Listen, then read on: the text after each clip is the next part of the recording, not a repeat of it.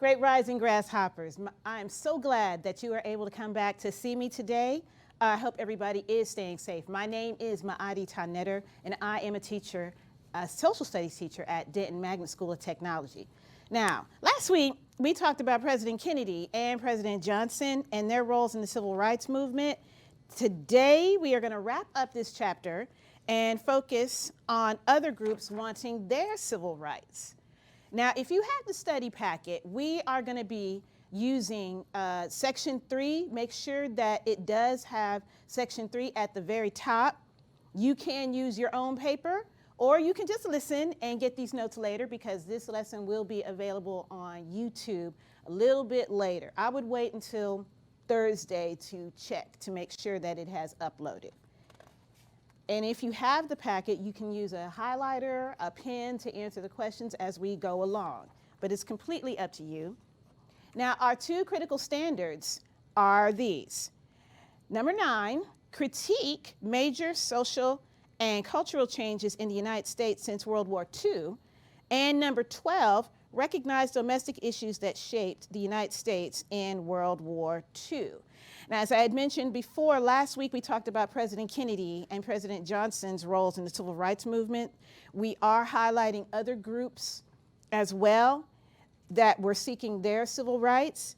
And these groups include Hispanic Americans, women, Native Americans, and disabled Americans. Now, these individuals, we see them on the screen. Cesar Chavez, Shirley Chisholm, and Betty Friedan are important in the fight for civil rights for other groups of people.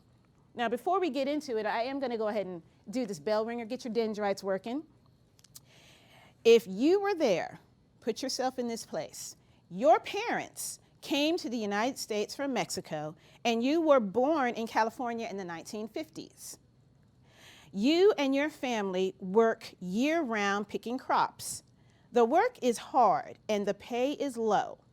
You are trying to put aside some money for school, but your family barely makes enough to get by. Some farm workers are talking about going on strike for better wages. Would you join the strike? Why or why not? Just think about that for a second.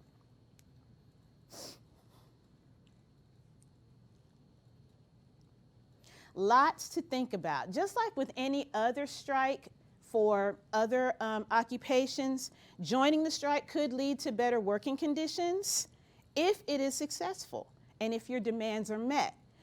On the other hand, joining the strike could also lead to losing what you have if the strike is not successful. So it's a whole lot to think about. There were some people who did join the strike and others, they backed out for a number of reasons. All right, before we jump into this particular section, our key terms are this. First one, Cesar Chavez. He is a Hispanic activist who founded the United Farm Workers. It's a union. United Farm Workers, the next term. Union that fought for migrant farm workers' rights. Betty Friedan, women's rights activist and founder of NOW. And NOW stands for the National Organization for Women, organization to fight for opportunities for women. All right, the next set of key terms, Shirley Chisholm, first African-American woman elected to U.S. Congress. Equal Rights Amendment, or ERA, constitutional amendment to outlaw all discrimination based on gender.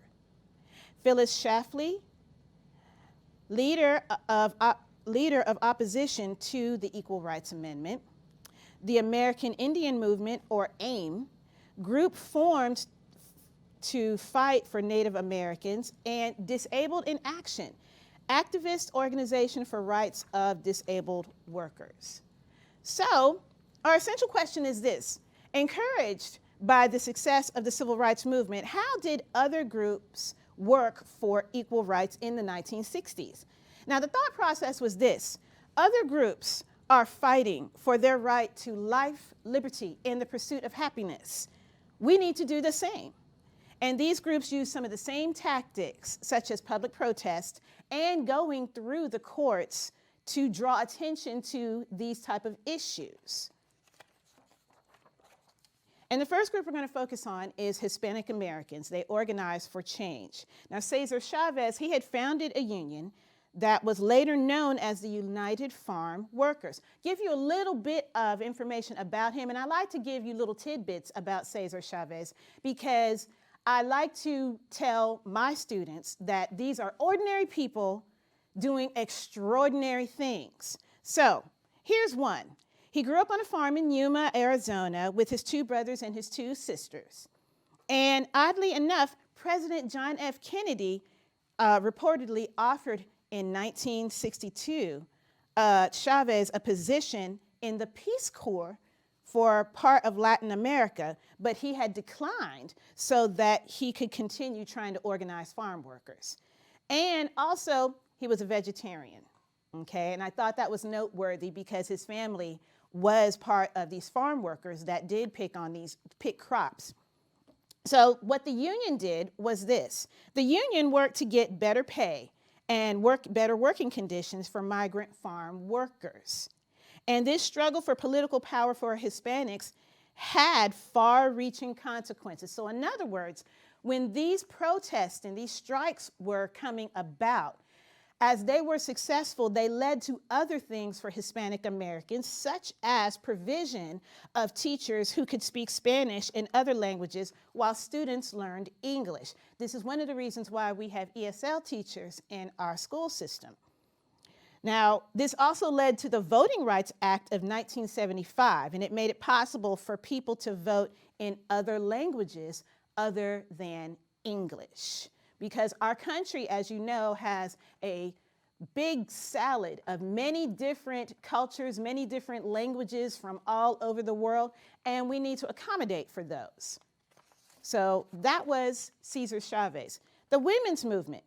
Now, before I get into this, let me back up a little bit. During World War II, if you remember, many women left the homes and worked in the factories to support the war effort. All right. Now, depending on the community that you're from, this was not brand new. Many communities, women always worked outside of the home in different communities. But in some communities, it was expected that the women stayed in the house and took care of the home. Now, during the war, when our guys were over in Europe fighting World War II, well, things had to keep running. So the women went into the factories to support the war effort. All right. Now, when the men came home, well, it was expected that a lot of women go back into the home. Some women did, while others did not. So before the 1960s, women did have fewer job opportunities than men. So the Equal Pay Act required employers to pay men and women the same money for the same jobs. Same level of experience, the same number of years of experience should yield the same pay. And that was the purpose of that particular act. Now, the Civil Rights Act of 1964 banned discrimination based on gender and race. This was under President Johnson's administration. So that was in place as well for civil rights of women. Now, Betty Friedan, as I had mentioned before, helped found the National Organization for Women in 1966. Now, the purpose of NOW is to take action to bring women into full participation in the mainstream of American society. Basically, big fancy word that means this. We as women should be able to earn the same pay as men if we have the same amount of experience, the same years of experience. We should be able to participate in society in the same way as men. That's basically it. Now, women were starting to make some more inroads in society in many different ways. Now, in 1968, Shirley Chisholm became the first African-American woman elected to Congress. I want to give you a couple of FYIs about her as well. She was a teacher, so this is kind of personal to me.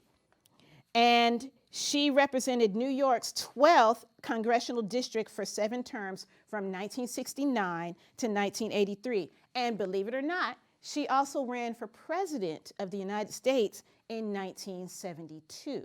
So those are a couple of FYIs about Miss Chisholm. Now, just like with any other movement, there are people that are going to have differing opinions. Everybody's not going to agree, and this is one of those situations. So in the early 1970s, women's activists supported this thing called the Equal Rights Amendment, or ERA. And the Equal Rights Amendment was or is a proposed amendment to the United States Constitution designed to guarantee equal legal rights for all American citizens, regardless of gender. All right? Now, this woman by the name of Phyllis Schlafly, she held a conservative group that was opposed to the ERA. And one of the reasons why she was opposed to it is because, as I had mentioned before, in certain communities, it was tradition that women stayed in the house and took care of home, made sure dinner was done, all of that stuff, which in my opinion is a full-time job. She was afraid that those particular traditions would be put to the wayside, as in she felt that the greater gender equality would lead to a moral decline in society by changing the roles that some women had traditionally held. So she was afraid that there would be a breakdown of the family. So that is why she was opposed to it. Now, Congress approved the bill in 1972, but it fell a few states short of ratification. Now, what is ratification? What in the world does that mean?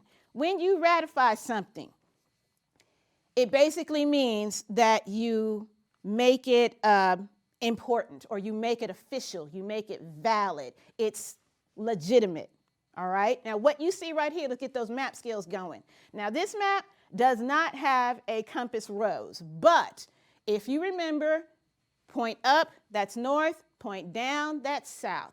If you point to, this is my right, your left, will be west, and if you point to my right, your left, that is east. So we got our bearings straight. Again, most maps have a key or a legend. For this particular map, anything that is in dark blue means that this particular state ratified the Equal Rights Amendment. In other words, they made it legit, they made it important. If it is light blue, they ratified it and then they rescinded it. Rescind, that means take back, all right? Anything that is in light yellow ratified in one house of legislature. In other words, they ratified it maybe in the Senate, but they didn't ratify it in the House of Congress, the state level House of Congress. And then anything that is a deep pink or a mauve of some sort, it wasn't ratified. Okay, let's get these map skills going. All right. How many states did not ratify the Equal Rights Amendment? I'll give you a chance to count that.